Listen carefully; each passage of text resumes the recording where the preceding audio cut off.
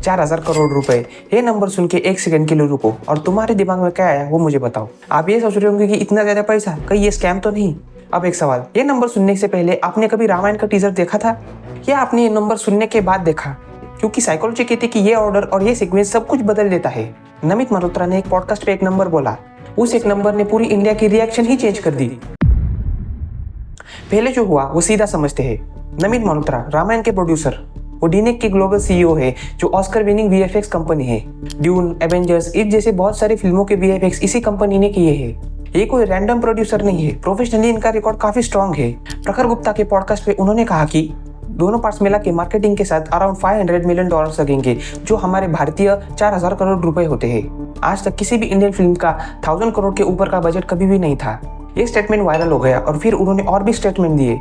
Promotional events में उन्होंने रामायण को लॉर्ड ऑफ द रिंग्स, अवतार, ग्लैडिएटर इन मूवीज से कंपेयर किया और एक स्टेटमेंट ने पूरा बैकलैश क्रिएट कर दिया। उन्होंने कहा कि ये फिल्म सिर्फ इंडियन ऑडियंस के लिए नहीं है, वो ग्लोबल ऑडियंस को टारगेट करना चाहते हैं। फिर 2 अप्रैल 2026 के दिन हनुमान जयंती पे टीजर ड्रॉप किया गया।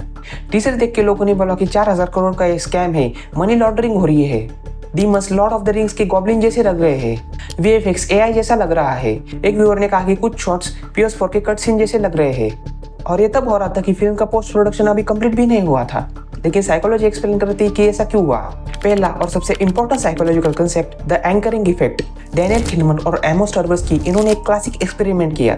उन्होंने एक स्पिनिंग व्हील तैयार किया और उस पे 1 से 100 नंबर लिखे। फिर उन्होंने लोगों से पूछा कि अफ्रीका का क्या है परसेंटेज यूएन मेंबरशिप में। जब व्हील 10 पे रुकी तब लोगों का एवरेज एस्टिमेट था 25%। जब व्हील 65 पे रुका तब सेम लोगों का एवरेज एस्टिमेट था 45%। व्हील के नंबर का कोई लेना देना नहीं था यूएन मेंबरशिप के साथ, लेकिन फिर भी दिमाग उस नंबर से इन्फ्लुएंस हो गया। ये एंकरिंग इफेक्ट है। पहला नंबर जो दिमाग में घुसता है वो रेफरेंस पॉइंट बन जाता है, जिसके अगेंस्ट बाकी सब चीजें जज होती है। 4,000 करोड़ ये इंडियन ऑडियंस के दिमाग का एंकरिंग इफेक्ट बन गया। रिसर्च कहती कि एंकरिंग इफेक्ट तब भी होता है जब तुम जानते हो कि एंकर आर्बिटरी है और यह ऑटोमेटिकली होता है, इसे हम रोक नहीं सकते। जब टीजर आया तो जेन्युइनली लोगों ने जज नहीं किया कि टीजर अच्छा है या नहीं। लोग टीजर को 4,000 करोड़ के बजट से कंपेयर कर रहे थे। सोचो अगर ये टीजर किसी 300 करोड़ वाली फिल्म का होता तब ऑडियंस का रिएक्शन क्या होता है। लोग कहते कि वाह यार, इतना बजट में इतना अच्छा। इसका मतलब टीजर नहीं बदला, एंकर बदला। मतलब एंकर ने सब कुछ बदल दिया। दूसरा साइकोलॉजिकल कंसेप्ट, और ये काफी इंटरेस्टिंग है, मल्टीपल एंकर्स। नमित मल्होत्रा जी ने सिर्फ एक एंकर नहीं डाला, उन्हें मल्टीपल एंकर्स डाल दिए। उन्होंने gladiator, Lord of the rings, अवतार इनसे कंपेयर किया। एक व्यूअर ने एग्जैक्टली यही पॉइंट रखा। नमित मल्होत्रा जी ने क्लेम किया कि वीएफएक्स अवतार के लेवल के होंगे, लेकिन वो PS4 के कट सीन जैसे लग रहे थे। ये कंपैरिजन एक और एंकर था।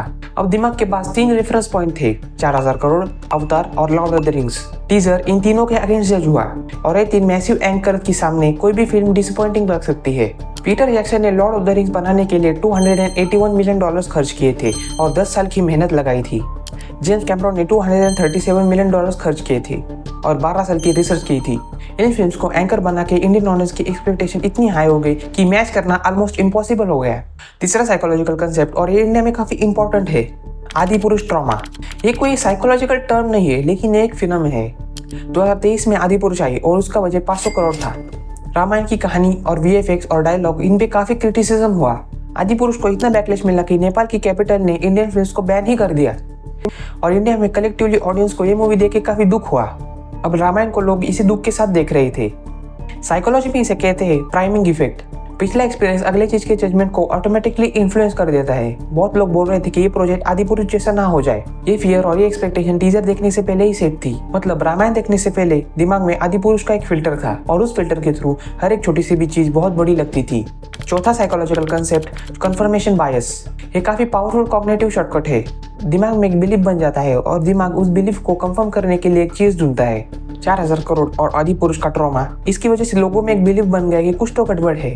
अब टीजर में कुछ डीमस लॉर्ड ऑफ द रिंग जैसे लग रहे थे, कुछ जगह वीएफएक्स एआई जैसा लग रहा था, वो भी नोटिस हुआ। लेकिन जो रणवीर कपूर के शॉट्स है वो काफी पावरफुल लग रहे थे, वो हमें कम नोटिस हुआ क्योंकि दिमाग अपने बिलीफ का प्रूफ ढूंढ रहा था और छोटी छोटी चीजें उस प्रूफ की तरह यूज की गई। कंफर्मेशन बायस में हम इंफॉर्मेशन को ऐसे इंटरप्रेट करते हैं कि जो पहले से बिलीव करते हैं उसे कंफर्म करे। एक डिमन के गलत डिजाइन की वजह से लोग पूरी फिल्म को ही गलत बताने लगे। ये रैशनल नहीं है, ये एक ह्यूमन साइकोलॉजी है। पांचवा साइकोलॉजिकल कंसेप्ट, और ये इंडिया में काफी स्पेसिफिक है, स्केयर्ड वैल्यू इफेक्ट। रामायण एक सिर्फ स्टोरी नहीं है, करोड़ों भारतीयों के लिए एक इमोशन है। नमित मल्होत्रा जी ने खुद कहा कि उनका चैलेंज दोनों तरफ से है, एक तरफ रामायण की कथा को रिस्पेक्ट करना और दूसरी तरफ इंटरनेशनल ऑडियंस के लिए कंपेलिंग बनाना। ये टेंशन जो उन्होंने खुद माना है वो पब्लिक में भी फील होता है। जो चीज डीपली इमोशन के साथ जुड़ी होती है उसमें हम कुछ भी बदल नहीं सकते। अगर किसी फैंटेसी फिल्म में अगर वो डिमांड दिखाई देता तो कुछ भी फर्क नहीं पड़ता। हमने बचपन में रामायण की कथा में जैसे राक्षसों का वर्णन सुना है, अगर उस जैसे राक्षस ऑडियंस को नहीं दिखे तो ऑडियंस कनेक्ट नहीं करती। स्केल वैल्यू इफेक्ट और एंकरिंग इफेक्ट दोनों एक साथ फायर होते हैं तो एक डबल इफेक्ट क्रिएट कर देता है। छठा psychological concept, outreach contagion. Social media पे गुस्सा सबसे फास्ट फैलता है। मेरी रिसर्च ने पाया कि आउटरीच वाले पोस्ट पॉजिटिव पोस्ट से 6 गुना ज्यादा थे। रेडिट पे कुछ लोगों ने लिखा और उसे फिर बहुत सारे लोगों ने देखा और वो भी वही सोचने लगे। इसे स्नोबॉल इफेक्ट कहते हैं। जब हजारों लोग शेयर कर देते हैं तो एक नैरेटिव बन जाता है और इन नैरेटिव के बाद जो टीजर अच्छा था वो निगेटिव बन जाता है। अब एक सेकंड के लिए हम रामायण से हट के सोचते हैं। हमने ये जो 6 साइकोलॉजिकल पैटर्न देखे, ये आपके जिंदगी में भी होता है। जब कोई तुम्हारे बारे में कहता है कि ये काफी टैलेंटेड है और तुम काफी एवरेज हो, लोग ज्यादा डिसअपॉइंट हो जाते हैं उस एवरेज काम पे किसी और के एवरेज काम के मुकाबले।